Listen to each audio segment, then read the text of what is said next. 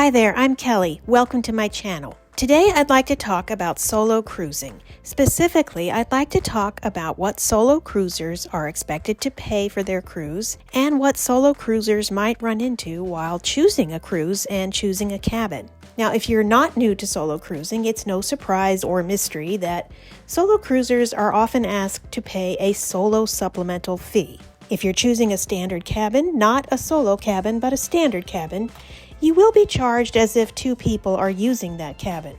I compare this to using a hotel room. If a hotel room is $300 a night, you don't get it for half price if it's just one person. You are expected to pay $300 a night, whether there's two of you or one of you. The same goes for cabins on cruise ships. Now, there are plenty of solo cabins out there and solo sales and special deals for solo cruisers available.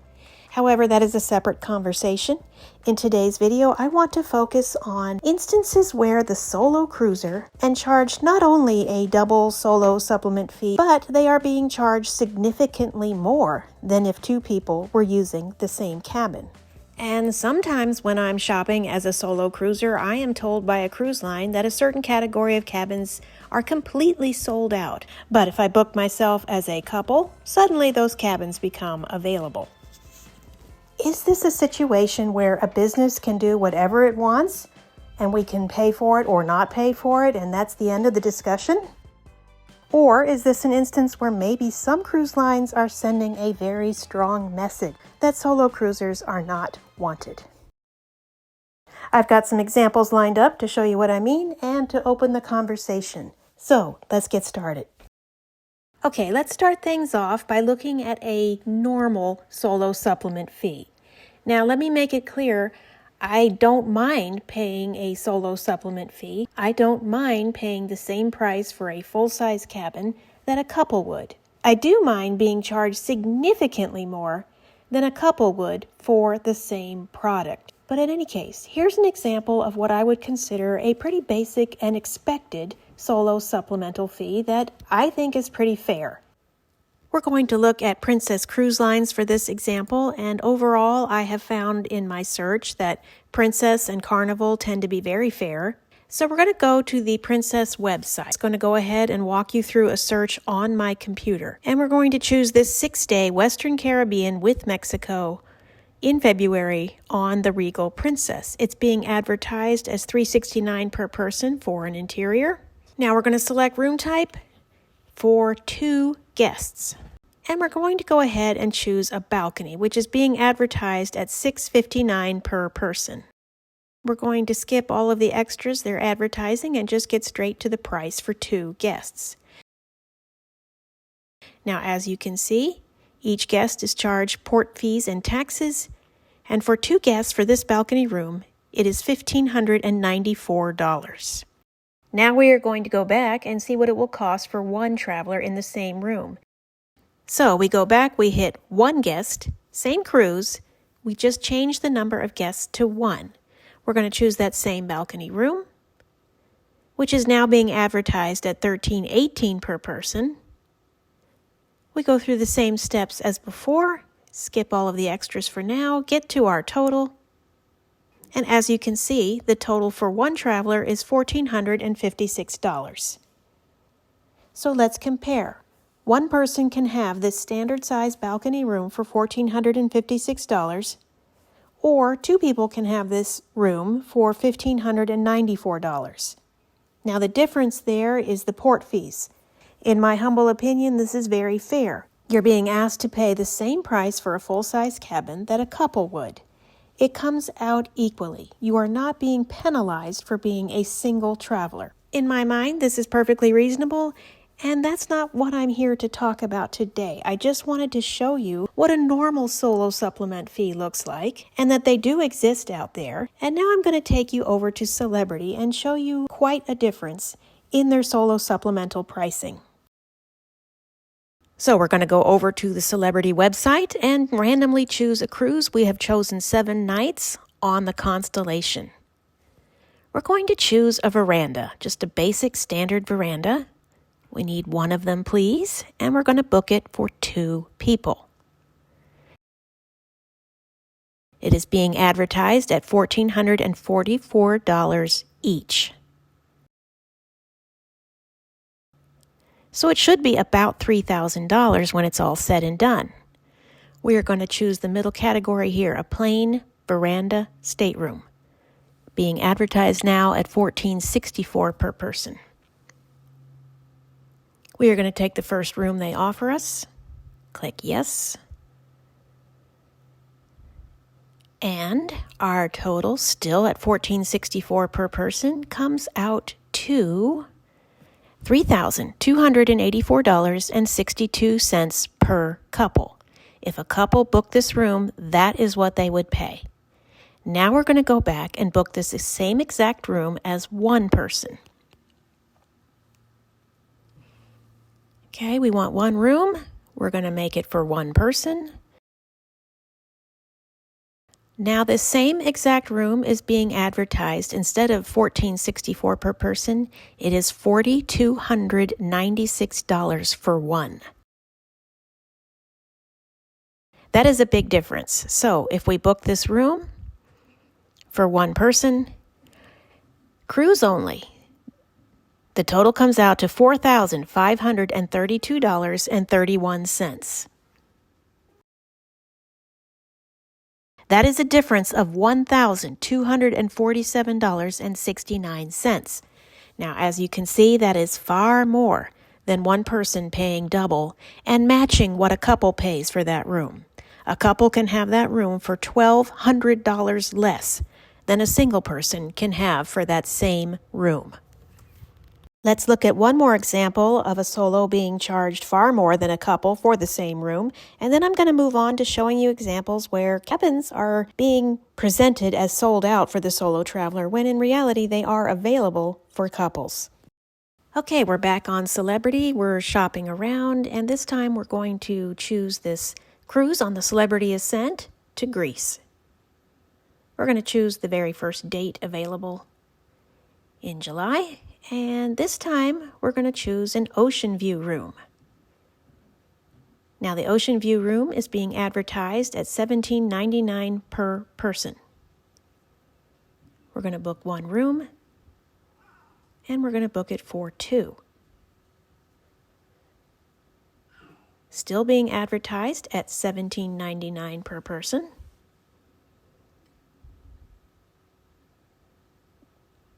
We're going to go ahead and select. Choose the very first room they offer us. Confirm. And the subtotal for this ocean view room for two people is $3,794.30. Now we're going to go back. We're going to book that exact same room for a solo traveler. We're taking the very first date, exact same room, still being advertised at $17.99 per person. We're choosing one room, and this time we book it for one person.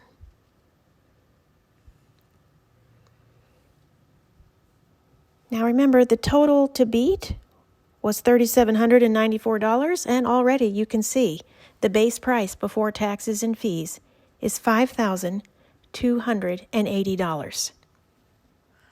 We select the room. We take the first room they offer us.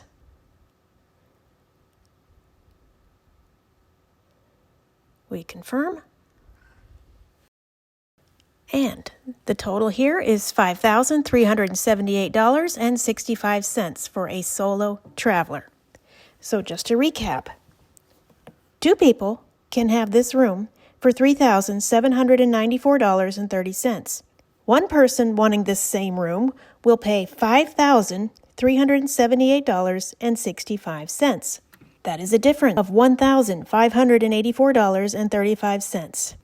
So the solo traveler is being penalized $1,584.35. So those are two examples from the Celebrity Cruise Lines website where the solo cruiser is charged well over $1,000 more for the same room on the same cruise that a couple would be charged. I'm going to invite your comments on this in a minute, and I'm going to share my thoughts on this as well.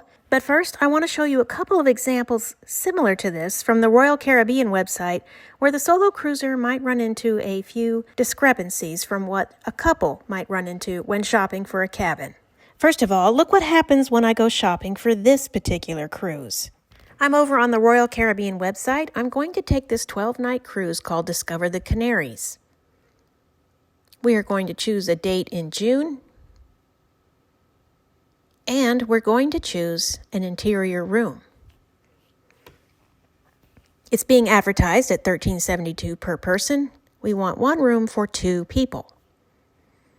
The interior room is still being advertised as $13.72 per person for a couple. So if we go ahead and choose this room as a couple, our total price is $3,007.62. Now let's go back and change 2 guests to 1 guest. And we're going to look for that same interior room and see what it costs.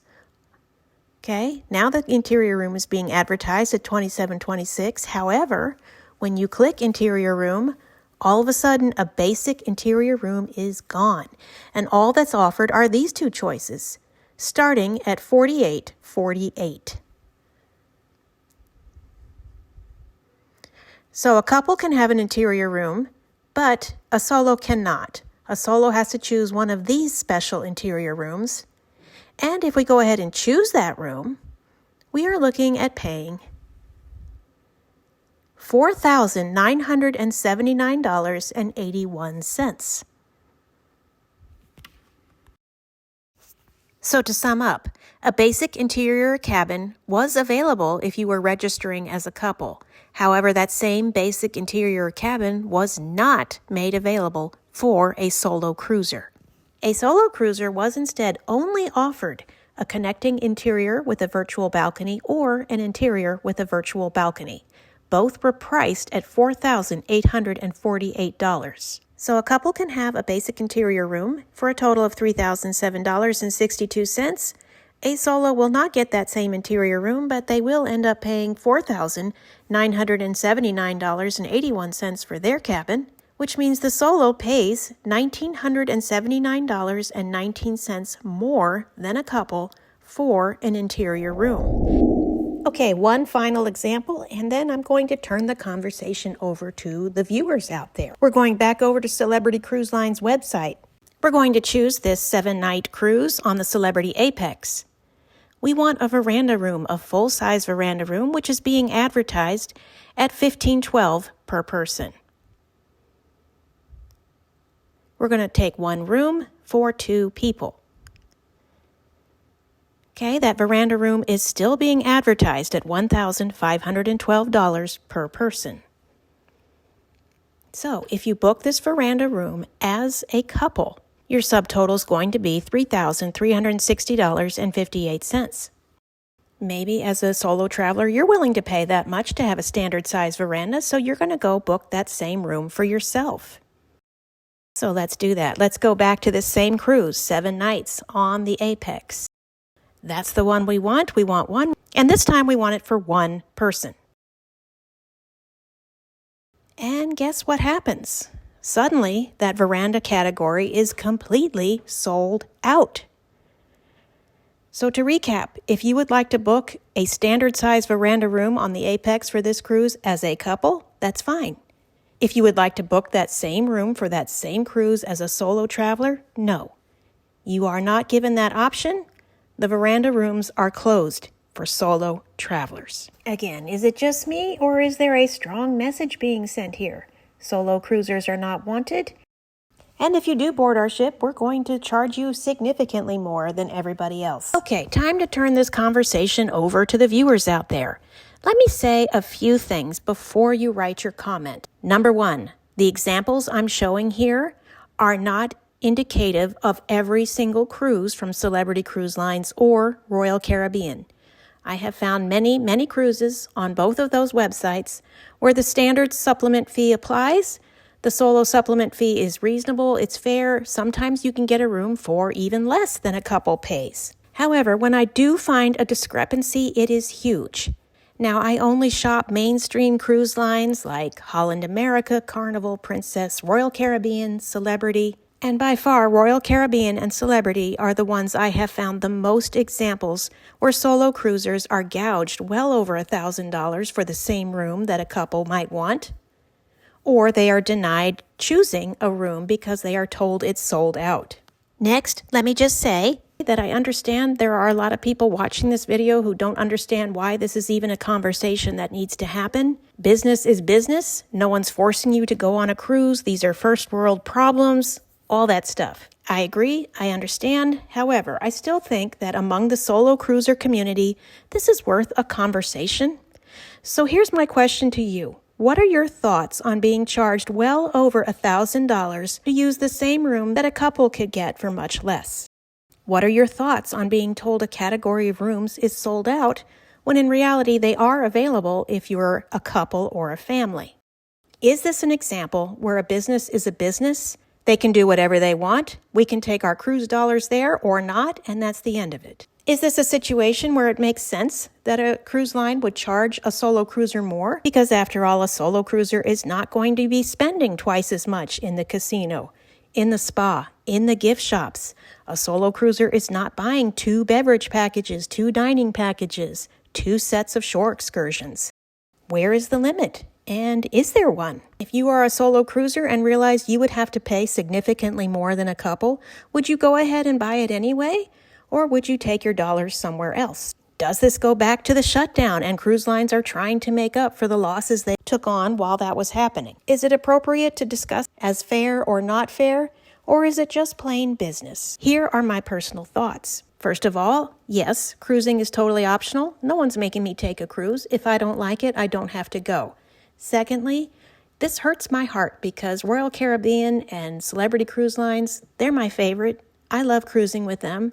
But if they're going to charge me $1,000 more than they would charge a couple, I'm not taking that particular cruise. And I'm going to start discovering other cruise lines that are consistently fair to solo cruisers. At the end of the day, I do agree that a business is a business. They can do whatever they want. And we as consumers can take our dollars where we want. In my mind, charging over $1,000 to make up for the fact that I'm not buying 2 beverage packages and 2 dining packages and all of that, that's not reasonable.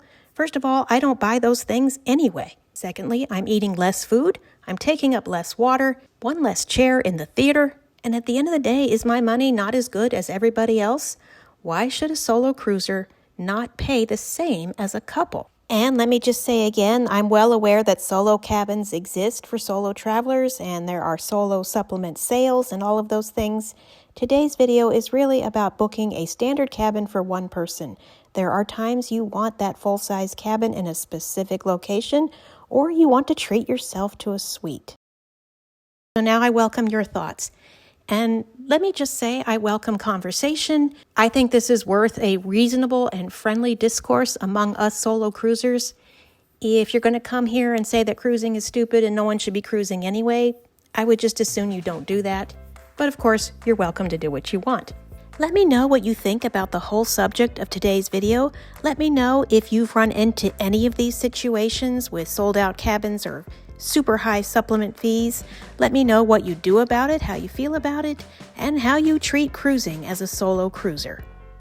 Thank you so much for stopping in today. I hope you'll consider subscribing and please hit the like button. Have a wonderful day and enjoy your next cruise. Bye-bye.